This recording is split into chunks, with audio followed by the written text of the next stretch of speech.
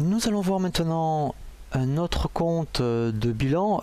Alors là, par contre, vous êtes sûr de le rencontrer tous les mois. Ce sont les comptes de la classe 4 où on appelle les comptes de la classe 4 les comptes auxiliaires. Donc là, vous allez avoir au niveau des comptes auxiliaires ce qu'on appelle les fournisseurs dans un premier temps, et nous verrons les clients après, où donc les fournisseurs sont matérialisés par les comptes 401. Donc ici, nous avons quelques exemples. Alors, c'est ce qu'on rencontre le plus souvent en entreprise, où lorsque vous recevez la facture d'un fournisseur, en règle générale, quand on crée le compte comptable, on met le 401 pour bien indiquer que c'est un fournisseur, et après on met ce qu'on appelle de l'alphanumérique, où en règle générale on met les premiers caractères du fournisseur. Donc là c'est vrai que c'est relativement simple. Par exemple 401 EDF, là mettons, vous voyez, il s'appelle Nestlé Troplan, donc là mettons c'est 401 Nestlé par exemple. Et bien effectivement vous allez donc avoir systématiquement, lorsque vous recevez des factures fournisseurs, vous allez créer un compte 401 et après, eh bien, soit vous mettez du numérique. C'est vrai que c'est un peu fastidieux parce qu'après il faut toujours se souvenir des chiffres par rapport aux fournisseurs qui vous intéressent, alors que si vous mettez de l'alpha numérique, dès que vous allez taper les premiers caractères, eh bien lorsque vous serez dans ce qu'on appelle un journal d'achat, donc ça on verra après dans la formation sur les enregistrements comptables, eh bien c'est plus facile pour rappeler le fournisseur qui vous intéresse. Donc vous avez ce qu'on appelle les 401 et vous pouvez rencontrer ce qu'on appelle les comptes 409. Alors les 409, c'est quand éventuellement, eh bien vous voyez, vous avez versé des acomptes à un fournisseur. Si exceptionnellement un fournisseur vous demande un acompte, eh bien l'acompte, vous allez le saisir dans un compte, vous voyez, 4091. Donc là, en fait, on a vu pour les fournisseurs, vous avez la même chose pour les clients, où là, eh bien, c'est matérialisé par le compte 411, et ensuite, pareil, par rapport à un client, vous pouvez mettre soit de l'alphanumérique, vous voyez, 411 Dupont par exemple, et ensuite, effectivement, lorsque, donc là, vous vendez de la marchandise, mais si vous avez demandé au préalable un acompte, eh bien, le montant de l'acompte, en principe on établit ce qu'on appelle une facture d'acompte, vous le saisirez dans le 4191. Alors là je vous invite vraiment ensuite à consulter la formation vidéo sur les enregistrements comptables des opérations courantes, où toutes ces notions sont abordées par rapport aux saisies des factures de vente, où effectivement vous verrez un exemple avec les acomptes.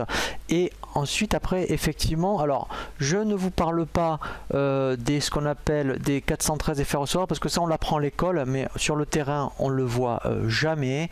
C'est quand par rapport aux traites et aux effets de commerce, mais on le voit jamais. Et après effectivement, mais là c'est pareil, c'est par rapport aux clients douteux ou litigieux, c'est-à-dire donc où vous risquez d'avoir un impayé, eh bien on le matérialise par le compte 416.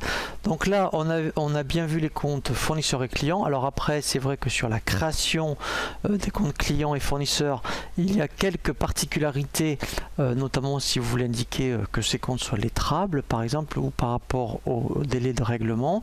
Donc là je vous invite vraiment à consulter le tutoriel sur la création du plan comptable sur EBP Compta, où là toutes ces notions sont bien expliquées. Nous avons donc, pour terminer dans les comptes de la classe 4, après avoir vu les comptes auxiliaires, fournisseurs et clients, nous avons ce qu'on appelle les autres tiers.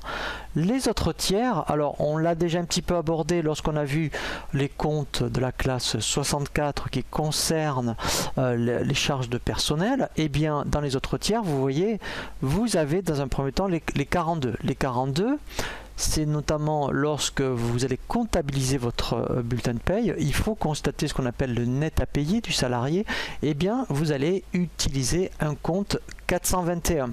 Ensuite vous pouvez très bien, donc si vous faites des avances ou des acomptes à vos salariés, et bien utiliser donc le compte 425. Et ensuite vous avez ce qu'on appelle les organismes sociaux. Donc on l'avait vu justement quand on a abordé les comptes de la classe 64, la contrepartie, et bien effectivement ça va être, si vous voulez constater la sécurité sociale, le compte 431. On avait vu donc les retraites, 437.3. Si vous avez des mutuelles, ça sera 437.2. Des prévoyances, eh bien il faudra créer le 437.5 par exemple. Et donc en fait, toutes les caisses que vous voyez sur un bulletin de paye, il faudra avoir un 437 correspondant. Ensuite, effectivement, dans les autres tiers, qu'est-ce que vous allez rencontrer tous les mois? Eh bien, ce sont les comptes de TVA. Donc, au niveau de la TVA, donc là, effectivement, donc là, les taux sont plus trop à jour, mais en tout cas, les comptes sont justes. Alors, donc, pour tout ce qui est, lorsque vous allez acheter donc un fournisseur, en tout cas, eh bien, vous allez constater l'achat dans ce qu'on appelle de la TVA déductible. Donc, la TVA déductible, voilà, ça sera ici. Donc, ça sera un compte 445 661. Alors, bien sûr, il sera à 20%. Alors, vous pouvez avoir, par contre, si dans votre société, vous êtes concerné par plusieurs taux de TVA, eh bien vous aurez un compte de TVA, alors là je parle pour l'instant de la déductible, hein. Un compte 661 pour la TVA à 20, un autre, vous voyez, pour, mettons ici, pour la TVA à 7, un autre pour la TVA à 10, voilà, donc là, hein, il faut un compte de TVA pour un taux de TVA. Donc là, c'est pour la déductible, et vous avez la même chose, bien sûr, pour les ventes. Donc pour les ventes, on ne parle pas de, vous voyez, de la racine 445,66, mais on va parler de la racine 44,57, ce qu'on appelle de la TVA collectée. Et là, même principe, vous avez un compte de TVA par taux de TVA. Donc si vous avez de la TVA à 20, à 10, à 7 par exemple, eh bien vous aurez autant de comptes 447,57 après 1, et après vous voyez, vous le déclinez à 2, 3, 4 par exemple pour mettre différents taux de TVA. Donc là pareil, hein, je vous invite vraiment à consulter le tutoriel sur la création du plan comptable où toutes ces notions sont bien abordées, justement pour bien affecter aussi les taux de TVA.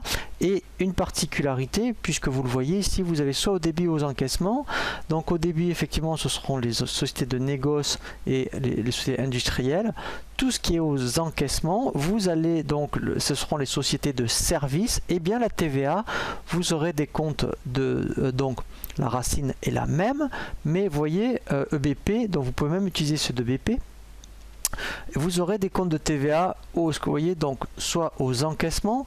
Par contre, effectivement, vous en aurez un compte par taux, pareil, hein, donc il sera bien indiqué aux encaissements. Et pour la déductible, vous aurez donc la même chose, hein, puisque c'est valable à la fois pour la TVA collectée aux encaissements et la TVA déductible.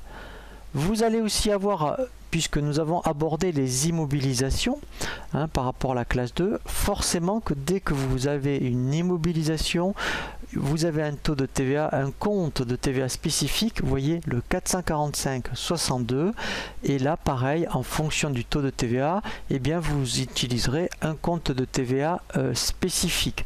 Voilà, donc ça c'est vraiment très très particulier, hein, pour la TVA. Et enfin après vous aurez effectivement donc tous les mois, soit en fonction par rapport à la TVA que vous devez déclarer, alors au mois ou au trimestre, hein, en fonction du cas, soit ce qu'on appelle un crédit de TVA reporté, donc il faudra utiliser le 445,67, soit vous aurez de la TVA à payer, ce qu'on appelle de la TVA à décaisser. Donc là, dans ce cas-là, en fait, eh bien, ça sera un compte 444,55. Voilà, ici, vous voyez, voilà, où là, en fait, eh bien, c'est vous. Donc, c'est-à-dire que la collectée est plus forte que la déductible. Voilà, donc ça, vous pouvez être confronté à ces cas-là. Et dernier compte aussi que vous pouvez être confronté, si vous êtes en société commerciale, eh bien, vous allez avoir ce qu'on appelle un compte courant d'associé. Donc là en fait un compte courant d'associé, c'est un compte 455. Voilà, donc ça je vous en parle un petit peu. Voilà, donc ici vous voyez ce qu'on appelle les comptes courants d'associés. Donc vous en aurez un à votre nom, donc un 455-100 par exemple, et en fait toutes les factures que vous allez avancer pour la société, eh bien vous passerez la contrepartie, hein, vous ne passerez pas par un fournisseur, vous passerez par votre compte courant. Et après, en fonction de la situation de trésorerie, vous pourrez procéder au règlement de votre compte courant. Voilà, donc là, c'est vraiment les principaux comptes, hein, que l'on rencontre dans autres tiers.